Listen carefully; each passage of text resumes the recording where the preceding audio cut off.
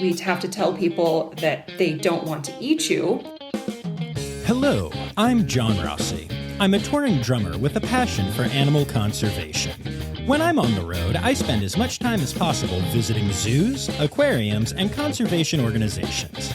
Now, I want to share those places with you. I'll be talking to keepers, vets, conservationists, anyone who can help me in my mission of connecting my people to animals through their people. Join me on my Rossifari. Hello, hello, hello, and welcome back to the Rossifari podcast, and the episode that might have been the hardest to make out of all of them so far.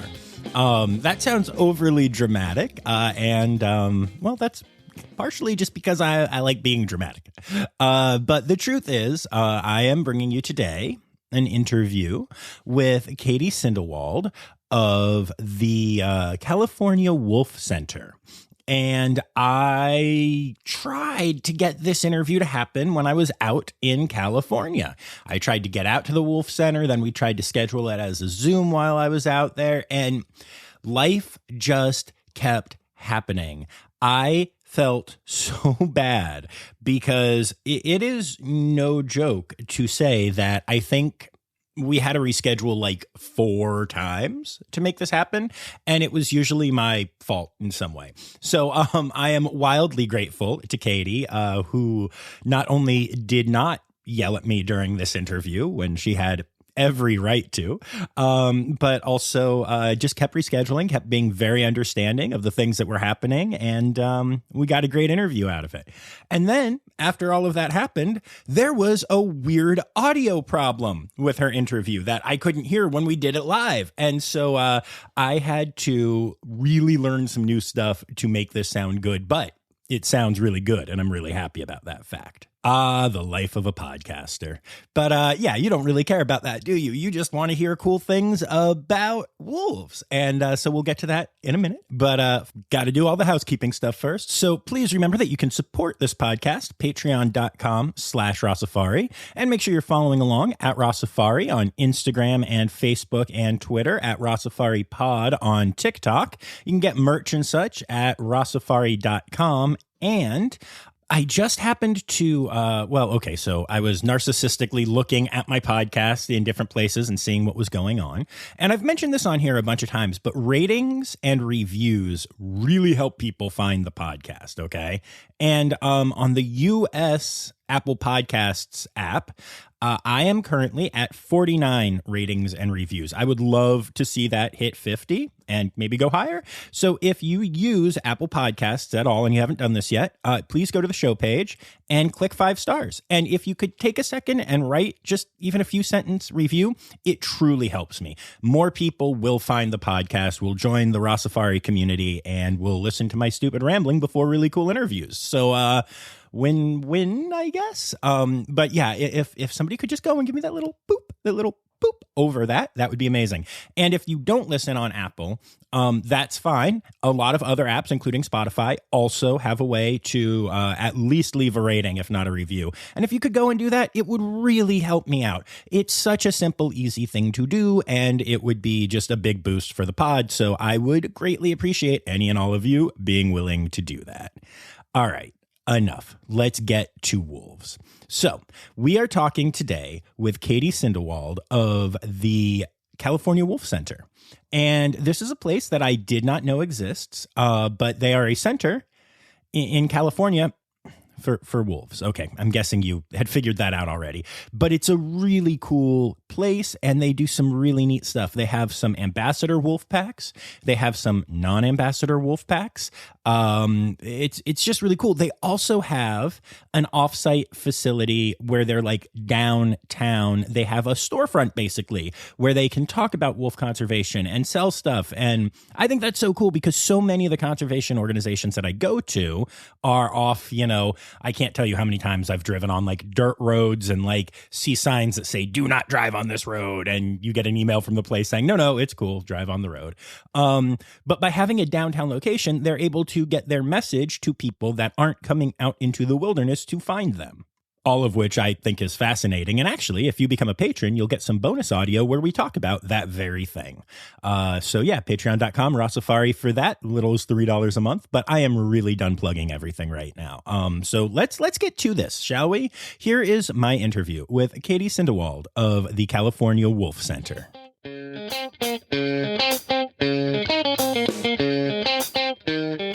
Let's start off by you telling me who you are, where you work, and what you do there. My name is Katie, and I am the Learning and Engagement Coordinator at the California Wolf Center.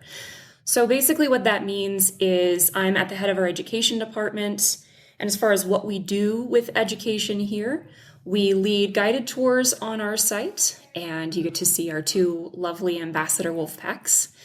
And I'll also do some research, keep our education materials updated and current.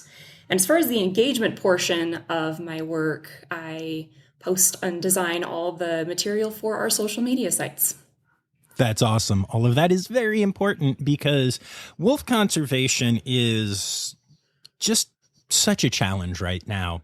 And it breaks my heart. I feel like so many people don't understand how amazing wolves are. And one of the things I hope to get from this podcast is that. So I hope you like wolves. Yeah. And, you know, you're absolutely right. Wolf conservation is a really difficult topic. And something else that we've encountered so much with tour guests here and at our nature store in downtown Julian nearby, people think wolves truly are the big bad wolf. And that is so different from their actual personalities. They are the big fraidy cats of the canine world. So you will truly never have a big bad wolf experience, I can guarantee you, with a wild wolf. Oh, that's awesome. And that's so good to know. Okay, we'll get to the wolves, but let's talk about you a little bit. What got you into all of this career? So it was kind of funny. I had one of those moments when I was a teenager where I thought, yes, I absolutely want to work with animals, but I didn't have a specific animal in mind. I was just so fascinated by really all the animals I could come across in the animal kingdom. And then towards my late college career, I got connected with a zookeeper from the San Diego Zoo. And she was kind of my mentor. And she said, you need to have hands-on experience working with animals if that's what you want to do as a career. So she recommended the California Wolf Center for me to volunteer at. And so that was how I first got connected with the center itself. And I hadn't really considered working with wolves. I thought, what in the world? What are they going to be asking me to do with wolves? And I just loved it. And that was back in 2017. And then last summer, my predecessor happened to take off for bigger and better things. And I was invited to join the pack, so to say. You've been planning that one since we started planning this, haven't you? I mean, I was secretly hoping. Oh, that's awesome. That's very cool. Do you want to give a shout out to who it was at San Diego that helped you on your way? So I only remember her first name was Rachel, okay. But big shout out to Rachel. She was amazing in just pointing me in the right direction. Okay, so giving wait a me minute. lots of. Well, sorry, but so you're not. See, my assumption, and I'm so glad I asked this. My assumption was that Rachel was this person who you knew at the zoo and helped you, and you just talked to someone at the zoo, and then they shaped your whole career, right? So what happened specifically was with, and I would highly recommend if anyone is looking for a mentor figure, look for an equivalent of this at your school. But my school had a mentor program where you could take a quiz. It was sort of like one of those online dating websites, except for your career interests. And I got connected with, I think it was top 5 professionals who had signed up with this program. They were all graduates from the school as well, and they had agreed to mentor people in the field that they were interested in. And the program was very new at the time, so my top choice, 85% match, was a geologist, which was interesting. But a little further down the list, I found my actual mentor, Rachel. Okay, that's really cool. Yes, it was a fantastic opportunity. And we just met really informally, just met at the Starbucks on campus. And she said, "What are you looking to do with your career? How can I help? And how can I connect you to the right places?" And so then she got me connected with actually an education internship at the San Diego Zoo. Ooh, that's exciting. It was very cool. Yeah, no doubt. When I was out in California, I spent way too much time at the San Diego Zoo, and got to interview Nikki Boyd there, and it was just what an amazing facility. It's really fantastic. That's so cool. And that brings us to your facility, to California Wolf Center. Why, I feel like this is a place where a lot of my listeners are going to be like, "Ooh, I didn't know that exists." So can you tell us a little bit about it?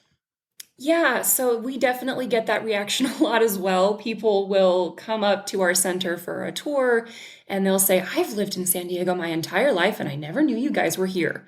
And we say, "Well, that's why we're here, is to get you excited about wolves and get people to realize that this is a fantastic place to come if you're stopping through Southern California."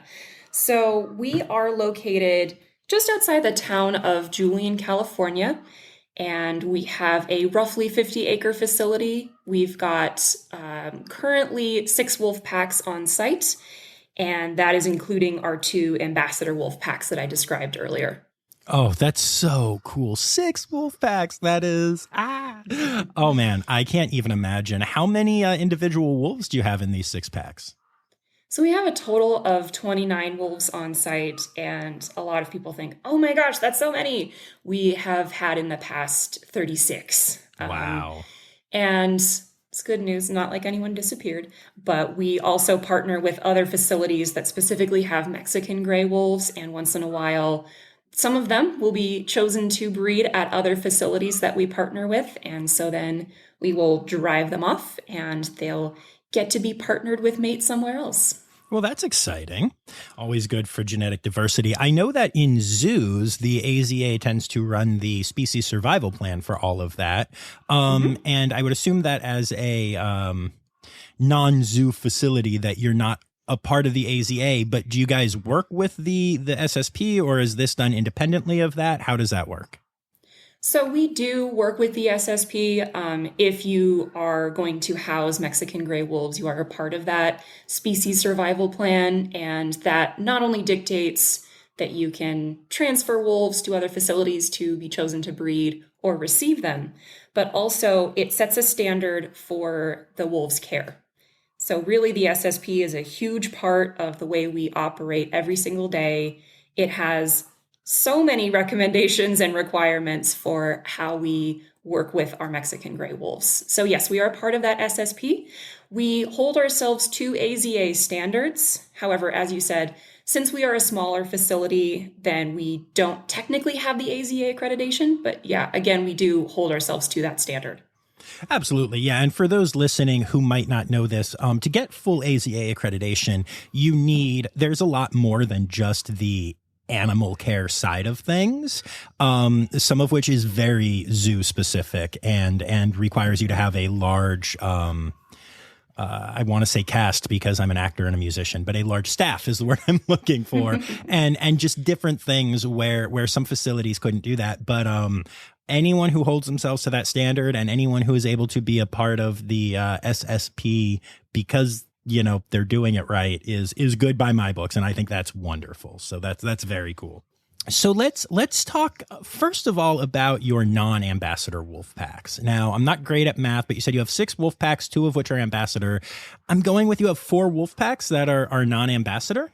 Is that Exactly? nailed it? Yes. All right, nailed it in one. So proud of myself. Perfect. Tell me about them and how do they function as non-ambassadors? So, with the majority of our off exhibit wolves, those are wolves that either in the past have been chosen to breed or they may breed possibly in the future. And the whole idea with how we work with any of our wolves on site, either ambassador or off exhibit wolves, is we want to keep them as wild as possible because they are truly a wild animal. they don't like humans. Our presence to them is stressful, and we want to respect that. And so we will keep them as wild as possible, which means no talking to them, no petting them, anything like that. And with our off exhibit wolves, they see even less human contact.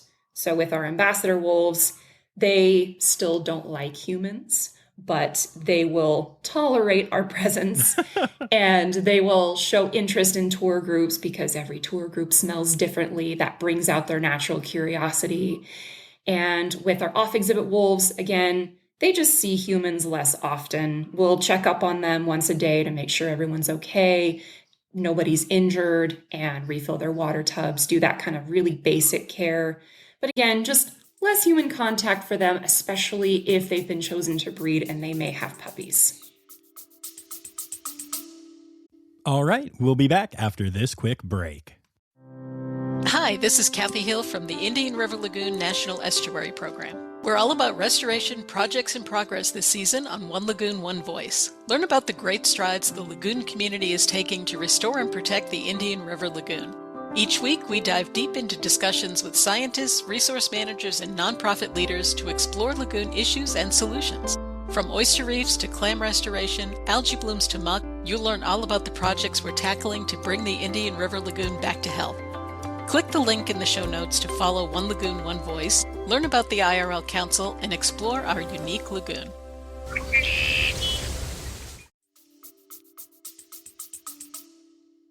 Sure, that makes a lot of sense.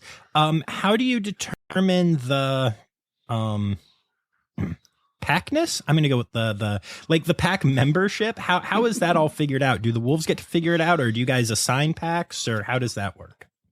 Great question. So it's a little bit of a combination of both. So wolf packs in the wild, a lot of people also misunderstand that there's this alpha, omega, beta pack structure, and pack structure is so complicated. And it's not quite as complicated as most people think. We speak in terms of dominant versus submissive. And a pack structure in the wild is typically going to be a mated pair, the mom and dad, and their very young kids. So we kind of compare it to a human nuclear family. You've got mom and dad, you've got kids who are still living at home. Maybe they're slightly different ages. And then once they reach maturity, then they leave. And so mom and dad naturally are going to be the most dominant. The offspring are going to be submissive to them. And then they'll grow up to about 2 or 3 years old. They'll leave. They'll be dominant in their own pack. And so we try to mimic that pack structure here in captivity as much as we can. So we'll keep mom and dad together. We'll keep their offspring together. Once they reach that adult age, they may decide everything's great and I get along with my siblings, I get along with my parents, and the parents may or may not stay dominant in that situation. The dominance and submissive kind of spectrum may shift a bit. However, if everyone is getting along, they've decided that this individual pack member, be it mom or dad or one of the offsprings, is most dominant and everyone's fine with that, great, we'll let them stay all together. However, we have had situations where maybe 2 siblings don't get along when they reach sexual maturity, and that's totally fine. We'll reshuffle packs a little bit and just arrange it so that everyone's getting along very nicely. And if we do have to split up a pack, then they may also continue to share a fence line so they can still see each other, smell each other, communicate in those ways, but there's no possibility of aggression. Cool. That's really interesting. I did not realize the wolf pack makeup in the wild. Now, I know that, I knew that it wasn't have you seen the meme, the wisdom of wolves meme that's out there? Oh, I'm not sure if I have. Okay. So I'd love to see it, though. There's this thing. I pulled it up, and it's annoying because it's false. It shows a bunch of wolves, some in the front, some in the middle, and then kind of one behind. And it starts off and it says, when wolves walk, the 3 in front are old and sick. They walk in the front to set the pace. The next 5 are the strongest and best. They're tasked to protect from, the front side and blah, blah, blah. The 5 behind are also amongst the strongest and best. And then the last one is the leader. He ensures that no one is left behind, keeps the pack unified, blah, blah, blah. And it's all BS, of course, as you know. And I was was dying because I'll send these to you afterwards, but there's a zookeeper group that I'm in, and they took it and they have the same picture and they erased the actual incorrect info, and they just said, the 3 in front are wolves. Do wolf things. Very wolfy. The 5 in back are also wolves. Lots of wolves there. 5 more wolves. The last one is also a wolf. And it just makes me so happy. That's fantastic. Yes, I will send that to you when we are done here. It just makes my heart so happy. Yeah, and it is so true. And I love that groups like that are releasing correct information, but also in a very approachable and very humorous format. Yeah, I was very pleased when I saw that. So what kind of wolves do you have at the Wolf Center? I assume they're all California wolves because the name is California Wolf Center. So that's actually kind of funny that you mentioned that. For some context, there are 4 wolf species in the world. There are gray wolves and there are red wolves, and those are 2 here in North America, but also the gray wolf spans many different continents across the world. Then there's also the Ethiopian wolf, as well as the African golden wolf. Now, I feel like you just made a whole bunch of people hit pause and go to Google. I know. Yeah. And there are so many interesting articles about what makes those 4 different species their own. The wolves that we have here in North America, like I said, we have the red wolf. We also have 5 different subspecies of the gray wolf. Now, the 2 we have here specifically at the California Wolf Center are the Mexican gray wolf as well as the northwestern gray wolf. Now, you may have heard many other names for the northwestern gray wolf. You may have heard the Alaskan gray wolf or the North American gray wolf. They're all the same. It's just the northwestern gray wolf. Gotcha. And that is the wolf that we have here in California. However, there are no wild wolf populations in Southern California. So ironically enough, we're nowhere near wild wolves here at the California Wolf Center. That is amusing. Are all 4 wolf species endangered?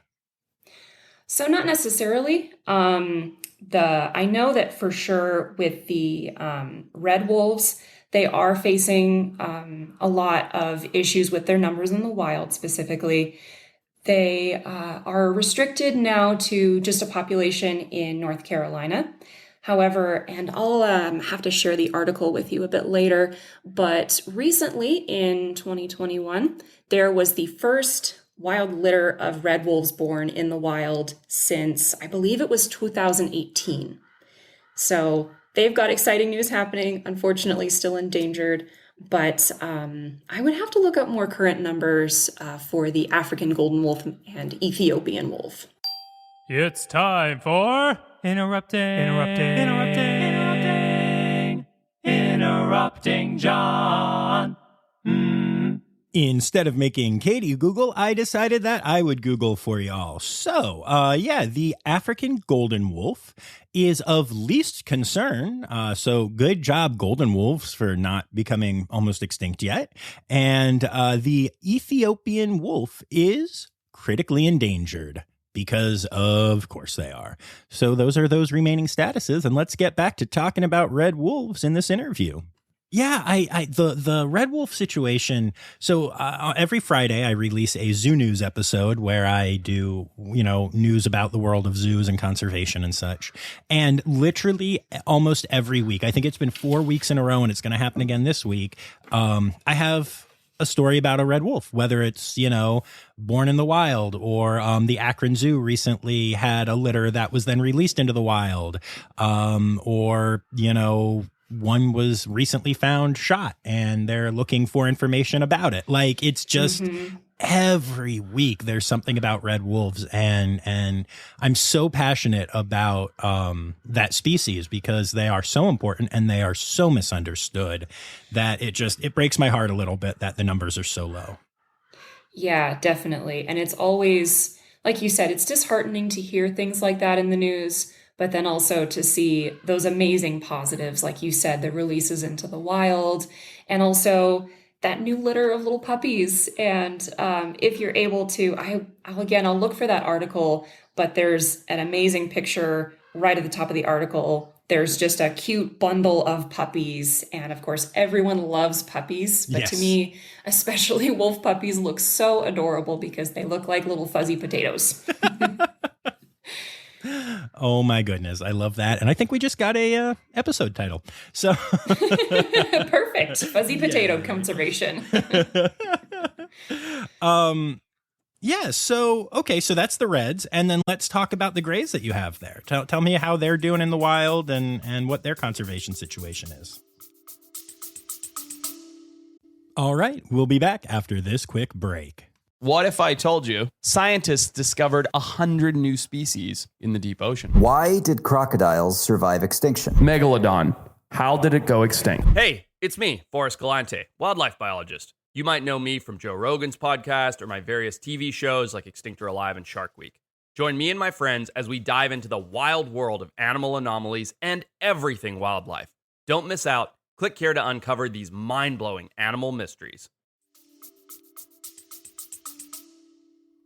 So with the northwestern gray wolves, their numbers are actually doing really a lot better than they were historically.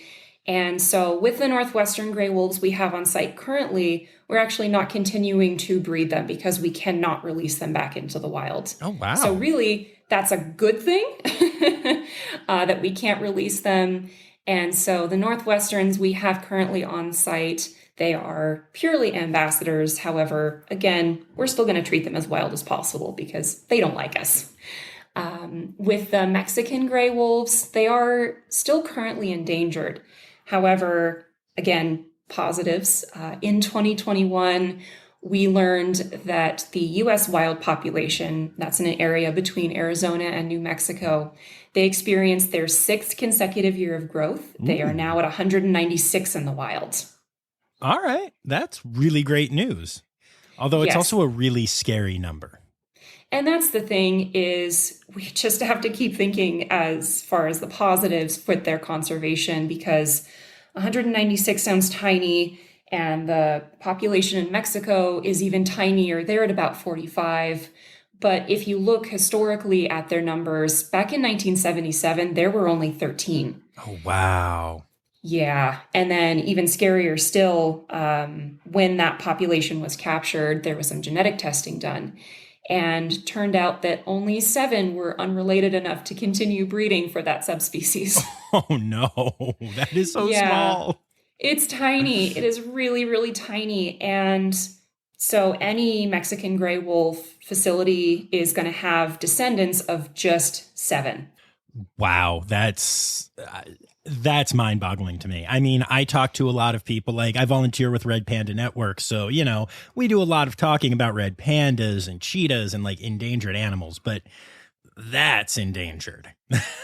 Yes. And that depending on who you talk to, some may consider that functionally extinct. Right. Interesting. So you've got a heck of a battle on your hands here, huh? Yeah. And so we are continuing again in our efforts with conservation. Currently, we have a lot of packs on site who have bred in the past. And so we are not currently continuing to breed in captivity because, again, these individuals have bred previously or they're just a little bit too old for that to be good for their health. But we are continuing to support other facilities that are doing that. Like I said, transferring out any of our wolves who may be chosen for breeding and continuing our education efforts to teach people about how incredible these animals are and that this is not just an endangered subspecies, but this is the most genetically distinct subspecies of gray wolf. Very cool. And obviously education is wildly important to you as that is a big part of your job. What kind of education work are you doing to inform people about wolves in general?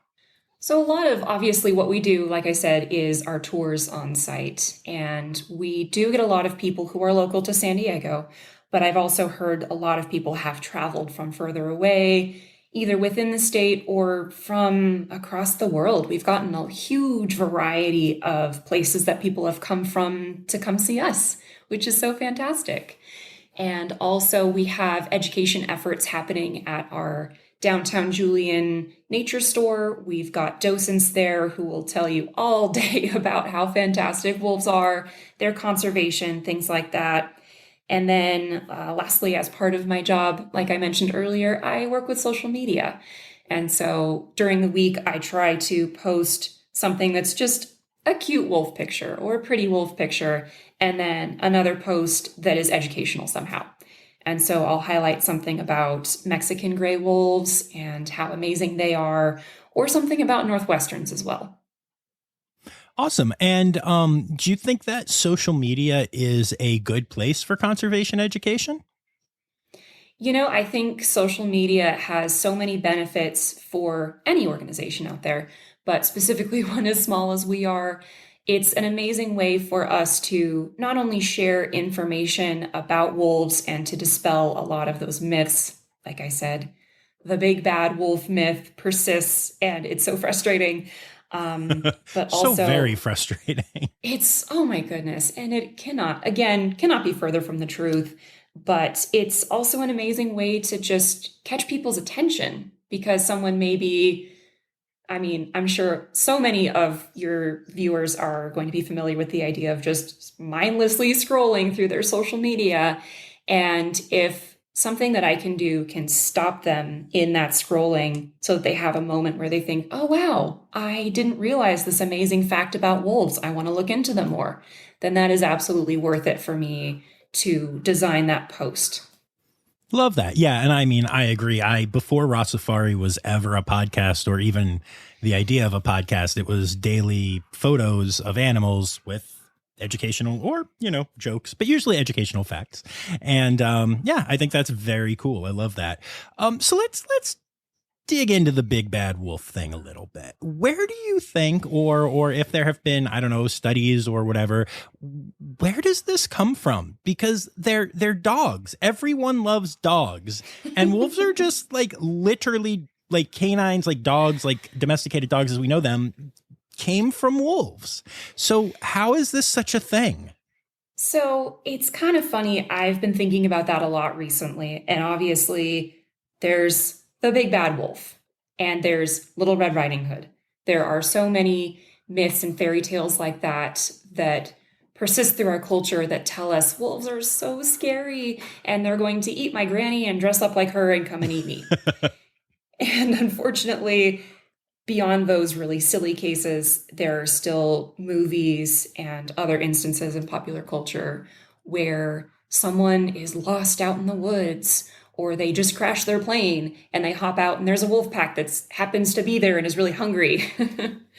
But that, again, so far from the truth. If you are going to see a wolf pack in the wild, you're probably going on a very expensive, quote unquote, safari in Yellowstone National Park in the dead of winter, and you're seeing them through a scope. Right. So they really just don't want to be around people.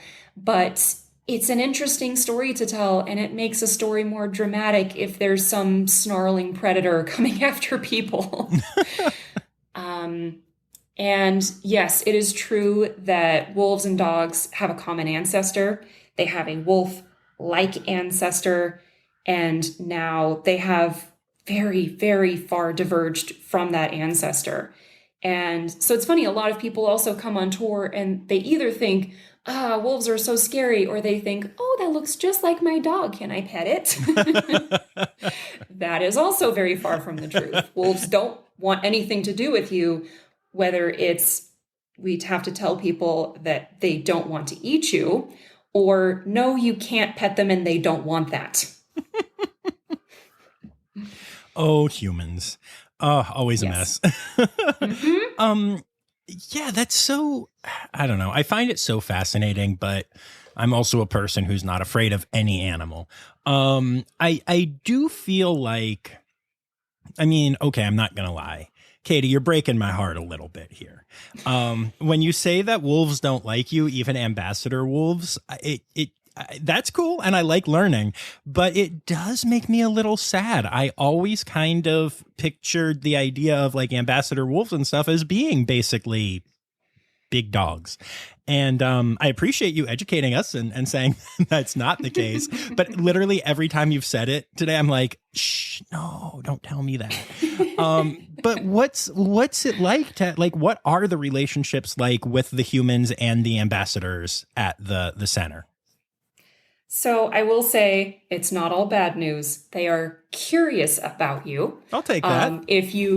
So if you respect their boundaries, then they'll be curious about you. The thing that we say to describe wolves and their personality, as far as how they really relate to the world at large, but also with people, is they're neophobic. They're afraid of new things.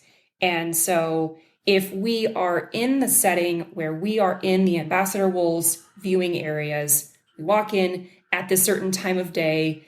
We don't do any formal training with our wolves, but they're very intelligent. They know that's just a tour group. And so that does kind of bring out their natural curiosity. And they think, oh, what does this group smell like? And I'm really curious about what kind of enrichment that the educator might be handing out. And so then they will approach in that context. And again, it's because they know that there's a fence barrier in between the humans and their space. And so that brings out their natural curiosity. But if someone was to breach that barrier, that fence, that is when they say, okay, no, the big scary human is in my space and I'm going to run away. So we have a joke here that wolves are very good at social distancing. So you come into their space and they will be very respectful of your space. Fair. Okay, that's definitely better than they secretly hate us all, which was making me sad. So, that makes a lot of sense. And you brought up enrichment. So let's talk about some basic husbandry in general. What kind of stuff are you feeding the wolves and what do you do for enrichment? And talk to me about that. Yeah, so wolves are a very interesting large carnivore in that I'm sure you've heard from a lot of other places that work with large carnivores. They will work in the capacity of closed contact. It's time for interrupting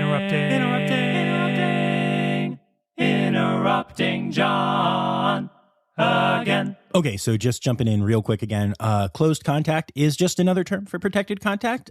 We normally have the term protected contact used on this podcast, but they are interchangeable. Just the idea being that you are not in directly with the animal, but there is some form of barrier between you and the carnivore, or I guess herbivore that is really aggressive. That happens sometimes. Anyway, back to the interview. And that means that they have at least one layer of protection between themselves, the humans, and the animal they're working with. So whether that be a fence or gate in between you and that animal as you're feeding them with like a metal fork in between the slots in the fence or something like that, or if you're going into the habitat in order to clean up after the animals, then they'll be shifted into a separate area so that then there is no contact or sharing of space between humans and animals. Now, with wolves, if they are kept as wild as possible, then that actually gives you a different opportunity to work with them in that we actually use free or open contact. Oh, so wow. we are actually, so it's really interesting. We can safely share the same space as the wolves because, like I said, we move anywhere into their space. They're going to respond by moving the opposite direction. And so our routine is for husbandry. We will go into their space. We will scoop up poop and scrub out water tubs, refill them, walk out, and we will not usually see the wolves if we are in their space. They'll kind of hide behind a bush or a tree, maybe poke their head out to see, okay, where are they moving now? And then if they see us moving towards them, they'll respond by moving very far away. Okay, that's definitely interesting. You're still killing my dream of petting and riding a wolf off into the sunset. No, I'm kidding. I'm kidding about that. But cool. When you're in there, what kind of stuff are you feeding them? So we will feed them a variety of things. I'm sure everyone knows wolves are carnivores, but specifically they are obligate carnivores. So we are feeding them a combination of different things. We'll feed them chicken pieces, kind of like you would find in a grocery store, legs, thighs, things like that. They also love fish. We have wonderful relationships with places that will donate fish to us. And then we'll also feed them, might sound kind of surprising, carnivore kibble. And a lot of people hear that and they think, what? You feed them a dry dog food? What is that? And that is a specially formulated captive carnivore kibble that helps to round out their diet with vitamins and minerals that they might otherwise be missing if they were just eating meat or animal products. And so that helps to, again, just round out their diet. And with the Northwestern gray wolves, again, since they are not a release candidate, we actually have a couple of different options for how we manage their care. So since they cannot be released into the wild, they can actually receive livestock as a food item.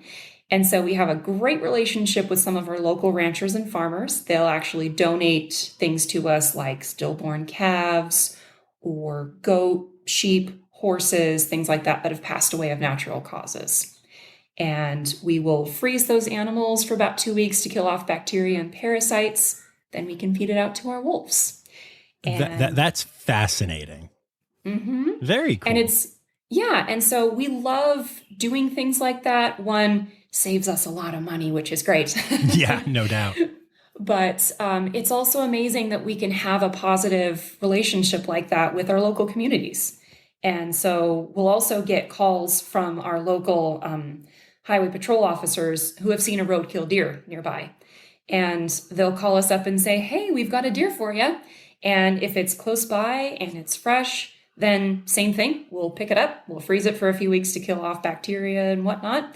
And we'll usually feed out the roadkill deer to our Mexican gray wolves since they can't receive livestock and they are release candidates. But the whole carcass feeding items are something that we love to give to our wolves because it's very enriching. They will normally be eating off of whole carcasses in the wild, but that's something that's maybe sometimes a little less frequently available in captivity. And also, it's a more nutritious food item than just the muscle meat in, let's say, chicken. Right. That's also fascinating to me. That's so cool. And so for any of my listeners in California, if you ever hit a deer, just run it on up to the California. No, I'm kidding. I mean, we've accepted weirder donations, trust me. So I'm curious, we talk about enrichment, and do y'all have different policies with enrichment for the ones that are candidates for release versus the ones that live there? Or is it just kind of, you let them enrich themselves? How does that work? I'm glad you asked that. So that SSP we talked about earlier with the Mexican gray wolves does have standards for enrichment. So we say in general, enrichment is an item, device, or experience that is designed in order to elicit some species-specific natural behavior. So that's a whole lot of jargon to mean that we are appealing to that animal's natural senses to help keep them from getting bored. And so with wolves, that's a huge variety of items. People also misunderstand and think enrichment equals food treat. And so they come on our enrichment tour thinking that the wolves are going to be fed something. And they may. That's another item of enrichment. But it may also be something that has an interesting smell. And it may also be something that they can touch and physically interact with in that way. It may also be audio. So let's say it's puppies yipping or an elk bugling. It can be so many different things. And so with the Mexican gray wolves, we cannot give them anything that contains a lot of man-made materials. So things like plastic, that's a really big one for them. With our Northwestern gray wolves, they have a large plastic feeding log that's an okay enrichment item for them. It's actually, interestingly enough, built for bears. Oh, nice. Yeah, totally works for them, of course, because, again, another large carnivore. But that would be something that we could not give to our Mexican gray wolves. So we will give them very appropriate enrichment for them as a release candidate, but also something that they may encounter more so in the wild. So let's say with that roadkill deer, we consider that a form of enrichment because that is a natural prey item for them is deer. And they will encounter that more so in the wild, not quite as much here in captivity. Very cool. I love that. That's so cool. And just the whole candidates for re-release thing makes me so happy. I love conservation so much. I love what y'all are doing there. I just appreciate what y'all are doing so much. Now, I have a question for you about enrichment of a different yes. type. Okay. Because I'm hearing some natural enrichment in the background right now. It sounds like there are a lot of birds hanging out at your facility. And I'm curious if there's anything there with like the birds and the wolves or anything else, any other, like, y'all are out in nature. So do the wolves interact with, squirrels, nature, birds, anything? Yeah, so I love that you asked that question. It is very true. We are out in nature. We are surrounded by wilderness, and so we have lots and lots of local fauna here. And the specific bird that you're probably hearing a little bit is ravens. So they are an incredible bird. You probably know they're very intelligent. And in the wild, wolves and ravens actually have a really interesting mutualistic relationship. Oh, yeah? So, yeah, it's super cool. So ravens will actually circle in the sky above a downed carcass. And then wolf packs that are in the area may see that and they know, oh, that means there's free food over there. So then they will go to that carcass. The wolf pack will eat as much as they can. And once they've left the area, then the ravens have access to that free meal. And their beaks aren't actually strong enough to break open the carcass on their own. So they need the wolves to give them food availability, and the wolves get a free meal because they didn't have to hunt for that. Oh my gosh. I am happy dancing in my chair right now. I love that so much. Also, I love corvids. I mean, ravens are one of the coolest animals out there, period. So, that's so cool. Yes, they are truly incredible. Here, unfortunately for us, they're just kind of a local freeloader.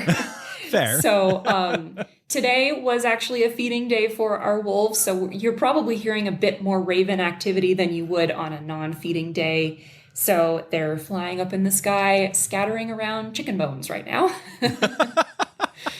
They're making a nice big mess. Y'all. That's fun for y'all. It's really amazing too, because like I said, we incorporate carcasses, deer, livestock, things like that into our regular feedings. And ravens will go after that as well. It's not just the chicken. And then sometimes they'll pick up a piece and they'll pick off whatever food is left on it. Then they will discard the bones or something else that's left over wherever they please. And so I've been walking tours through an area at some points, and I'll have to explain, why is there a vertebrae or a bit of rib on the ground? And, tour guests will try to be funny and think, oh, haha, is that a bit of a tour guest leftover that misbehaved? But it's just our local ravens making a giant mess for us. Oh, that makes me happy. That's just so cool.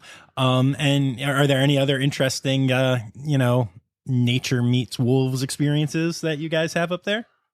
Oh, there are plenty. So we do have skunks in the area as well. Oh, now that's an interesting scent for the wolves. So interesting. We'll say interesting for them. Not so pleasant for us. For the most part, wolves will just ignore skunks. They're very intelligent, but also the skunks have the bold black and white coloring that tells any potential predators, hey, I'm loaded with something stinky. Don't want to mess with me. And the wolves will usually respect that. But we also have some interesting personalities with our wolves on site. And sometimes they'll decide, hey, that looks interesting. I'm going to go after the skunk. And then we come on site in the morning and we get hit in the face with skunk smell. So really unpleasant for us. Sometimes a different form of enrichment for them. And they're probably sitting there with that stupid happy grin on their face that all canines get. Oh, Look yes. what I did. Look what I found, Mom. This is great. So, tell me, I'm curious when it comes to knowing the different wolves there. Do y'all have names for them? Are there numbers? Is it different for the ambassadors and the ones that are candidates for release? And how well do you get to know the wolves? So we do have some wolves that just have numbers. And the reason why they have those numbers is because that is a Mexican gray wolf, part of that SSP. So the number is what we call their stud book number. That is, let's pick one of our ambassadors. I get to pick on him for a lot of different things, but one is his stud book number. So his stud book number is M1782, and the M stands for male. So for any of our females, it would be F. And then the number corresponds to the order in which they were born into the program. So one of our ambassadors, his name is Durango.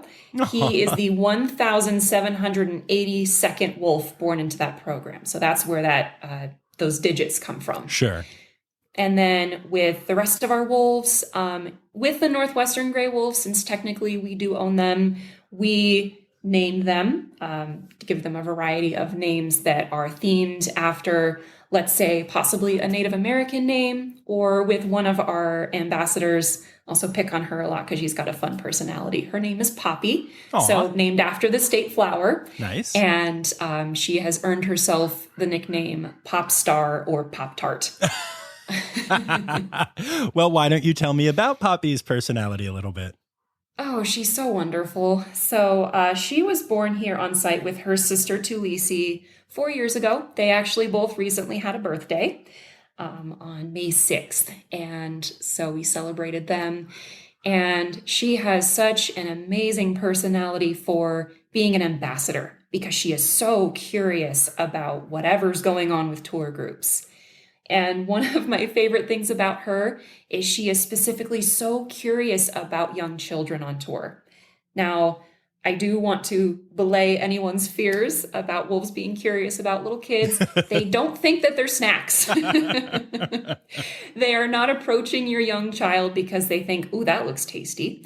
They are approaching because for a couple different reasons. One being that us smaller humans are a little closer to the wolf's eye level. So we'll see a similar reaction between, let's say we have an adult tour guest who is crouching down to get a different perspective for a picture. They'll react a similar way to that scenario as they will with a young child.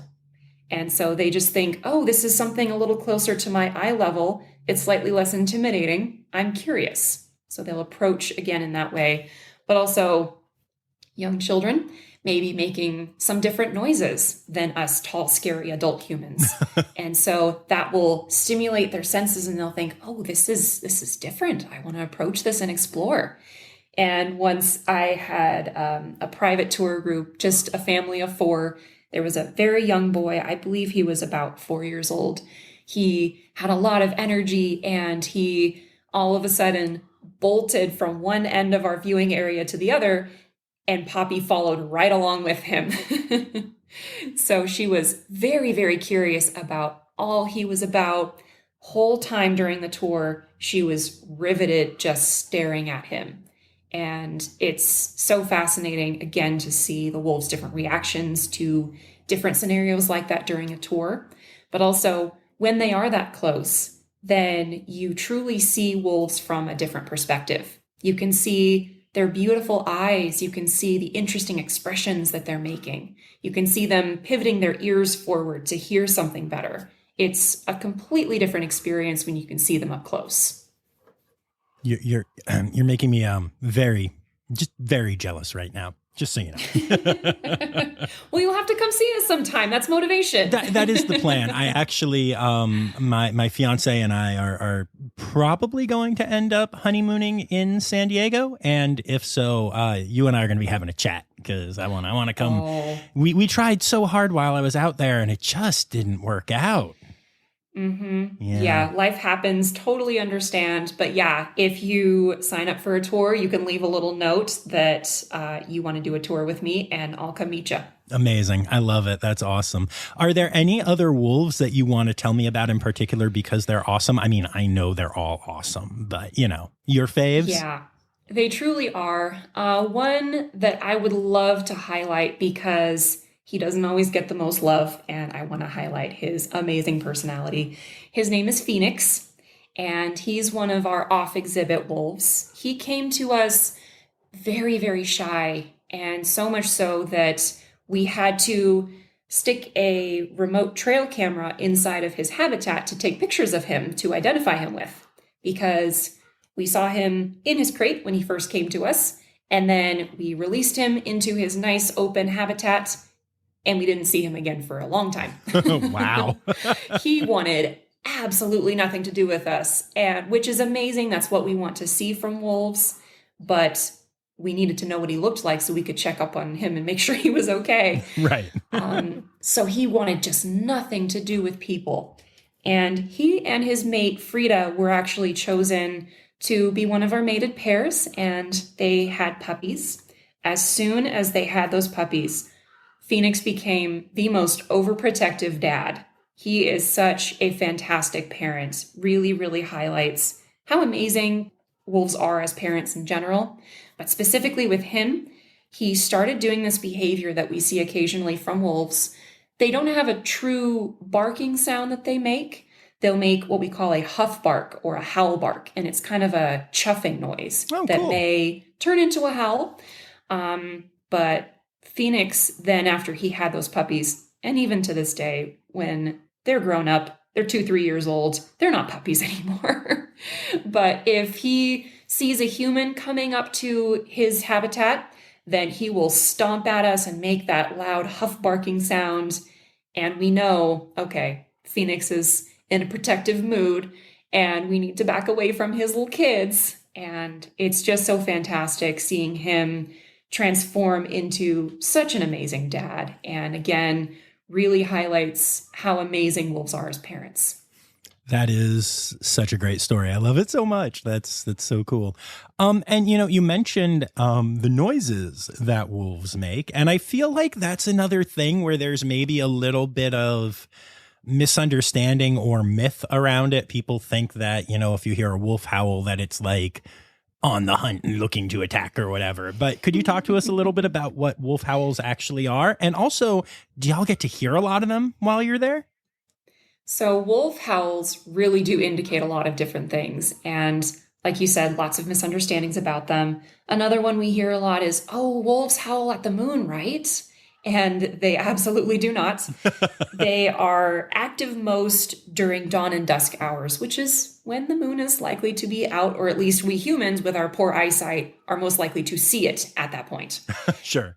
And so someone likely heard a wolf howling when they popped their head outside and saw that the moon was out and thought, ah, yes, the wolf must be talking to the rock in the sky. That makes sense.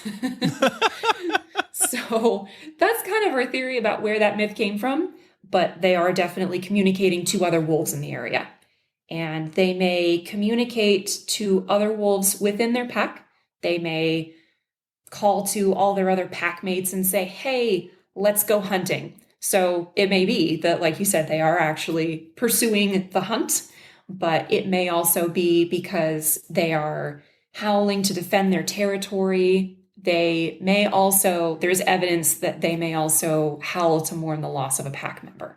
Very interesting. Very, very interesting. Yeah, I actually was listening to a podcast a while ago, and I'll have to try to remember what it was and put it in here, but where they were saying that there's some real music theory involved with wolf howls, that like basically it's slightly different terminology, but to anthropomorphize a little bit, that like each pack will kind of have its own key, and each wolf will be like a note in the key. And then when wolves go off and start their own packs or join a different pack or whatever, their natural tone of their natural howl will change and kind of morph into a new key of music. And again, I'm using the human term as we think of it, but and this just fascinates me as a professional musician. I'm constantly amazed at how much music and tone is out there in the world of animals. Yeah, and something we say as well during our tours, we actually have a recording of one of our wolf packs howling together. When you hear them howling together, each individual in that pack will howl, and forgive my improper use of musical terms, but they will each howl, each individual in that pack will howl at a slightly different pitch. And so let's say we've got a pack of just 2 or 3. They will all howl at slightly different pitches so that they sound like a larger group of wolves, maybe 10 or so.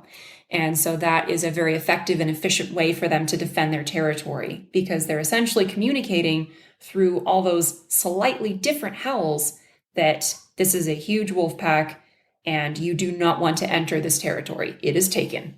Just fascinating. Just so cool. Is there anything else or any other wolves or anything that you would like to share about? Oh, that's hard, because I honestly say, and forgive me, I don't think I answered this part of your question earlier. You were asking, how well do we know our individual wolves here? Oh, yeah, that's And right. I did ask that. Good memory. yeah. And I wanted to mention that because we have 29 wolves on site. And so a lot of people think, how in the world can you possibly know each of one of these animals? But especially since we have to treat them as wild as possible. And we do see them, at least we hope, once a day. And we see them pretty far away. But we also have the opportunity to observe them remotely through those trail cameras. And that is such a fascinating way to see them acting naturally and see their pack dynamics without human interference and possible stress from the presence of humans. And it's through all those interactions put together, seeing our ambassadors on tour as well, that we really do get to know their personalities. And that's why, for example, with Poppy, you heard me use her nickname Popstar, Pop Tart. We also call her Poop Head sometimes. But with all those interactions put together, we do get to know them. And we've got so many wonderful personalities here. We've got Phoenix, who's the amazing dad. We've got Poppy, who's the pop star. We've got the ambassador Durango, who's the goofball. We've also got another off-exhibit dad named Bailey. He is such another amazing example of a wolf dad. Kind of unfortunate, his mate Joy passed away very recently, and he is older. He is in that situation I talked about earlier where we have attempted to keep a wolf family together. So we had Joy and Bailey, and then two of their previous litters who are now adults. And they all got along so beautifully. We were so concerned that when Joy passed away, that perhaps then that would throw off their pack dynamics. Bailey would no longer be in his dominant status, that perhaps one of his kids would start acting more dominant, and that then he may have less access to food because of some competition. And so because of that concern, we placed trail cameras inside their habitat to see how they'd be doing over maybe the next 2 weeks or so after her passing. And we saw him walking so confidently with such a big, dominant presence, even though he's tiny. He's a tiny old man. He's 14. Oh my goodness. And for perspective, their expected lifespan in captivity is between 13 and 15 years. Okay, wow. So he's honestly doing amazing for being at his age, but especially since his mate passed away and she was such a dominant figure in that pack, he maintained his dominant status. We saw him walking in a video where his posture was very dominant. He had his tail held straight out. He was standing tall, his ears forward, his hackles up, making himself just look like this big, impressive presence. And his kids were walking along behind him, looking nice and submissive to him. And so everyone was just getting along beautifully. So we see their personalities for sure in a lot of different ways, and we all grow very attached to every single one of them. I love that story. I love that so much. That's just wonderful. Thank you for sharing that. That means a lot. For anyone who's listening to this and is inspired to check y'all out and maybe help y'all out and help out with some wolf conservation, how can they go about doing that? So there are a lot of ways in which you can help wolf conservation at large. And also if you were inspired by what our center is doing, there's a lot of more specific things you can do to help us.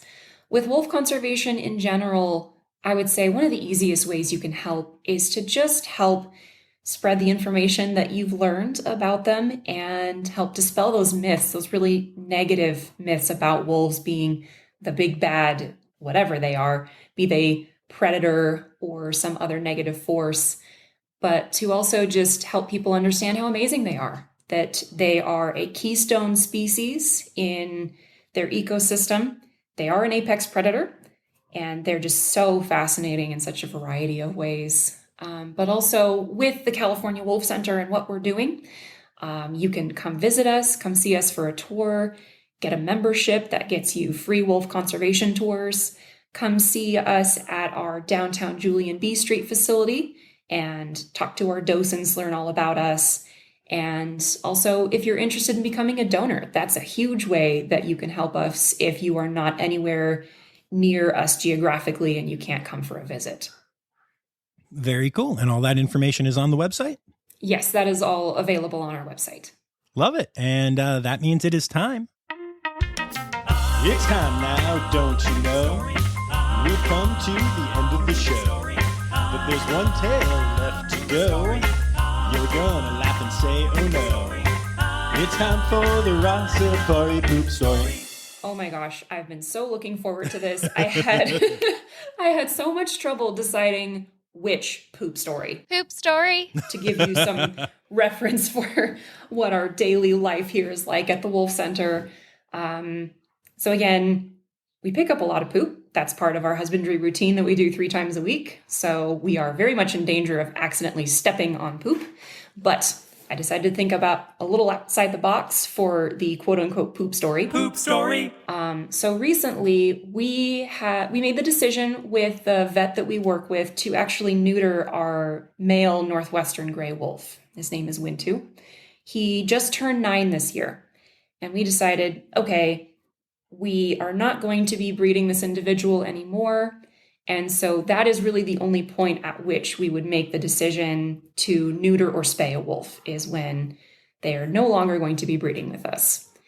And it was either we do that or we continue to, every breeding season, separate him from the female he is with currently, which is his daughter. And so we made the decision, again, to neuter him.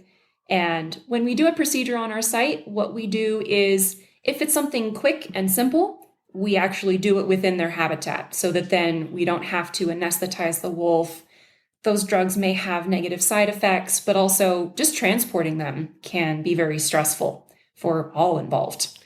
And so we actually anesthetized him, had his surgery happening in our break room. So we are a small nonprofit. We don't have a nice, fancy medical clinic here. And so we do what we have to do. And for a more invasive procedure like that, we will actually have wolves on a table in our break room. So don't think about that too much if you are meeting me in our break room. But we had him on our table. He's fully anesthetized. So we're all staff just in there with our vet, and we're asking him questions about the procedure as he's doing it, because it was something that a lot of the staff had never seen before, because we just do this so infrequently. And so our vet is working on Wintu, and one of the staff members pipes up from the back and says a joke, and she says, oh, ha, ha, ha, we're going to have to change his name from Wintu to Winifred because he's losing his testes. And then our vet says, wait, what did you say? And so she repeated the joke. And as our vet is laying Wintu's testicles out on the table, he says, oh, I thought you said he would have to go from win to lose to. So that was just, the whole room lost it. It was so fantastic. And it's like, that's kind of gross, but that is just too fantastic to pass on to you. It's so good. And it's the dumb kind of jokes that I always make. So I love it so much. And our vet is so fantastic. He's usually very even keel, very chill person, takes every opportunity he can to educate you about what he's doing, how he's doing it, why he's making the choices he is to work with what are, to be fair, kind of dangerous wild animals. And then to just hear him stop and take that moment to make a really fantastic joke that he only had a once-in-a-lifetime opportunity to make was just so perfect. Awesome. I love it. Thank you so much for doing this. Of course. course. And thank you so much for taking time to meet with me. Absolutely.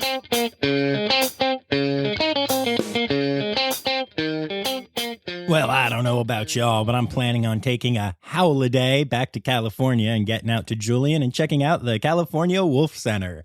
Way too proud of that joke. It was an easy one, and I took it, and I'm happy about that fact. So anyway, I'm so thankful to Katie for being a part of this and for all the awesome work being done at the California Wolf Center. And if you would like to check that work out for yourself, you can go to californiawolfcenter.org or at California Wolf Center on social media. And I got to tell y'all, that Instagram has just a lot of real cute pictures of real cute wolves. So highly recommend. 10 out of 10 would go visit again. I'm actually looking at it right now as I'm speaking to you because I like to multitask. Once again, just a quick reminder, please go and do the ratings and reviews thing. Let's bump those numbers up a little bit. And I'd super appreciate it. And remember, friends, the word credits in Wolf is ow!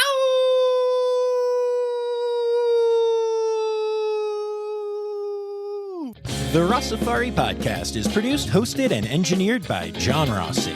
Editing and fact-checking by John and Dr. Zoe Vesley Gross. Our theme song is Sevens by Nathan Burke, performed by Nathan and John. Interrupting John theme and additional voices by Taylor Isaac Gray.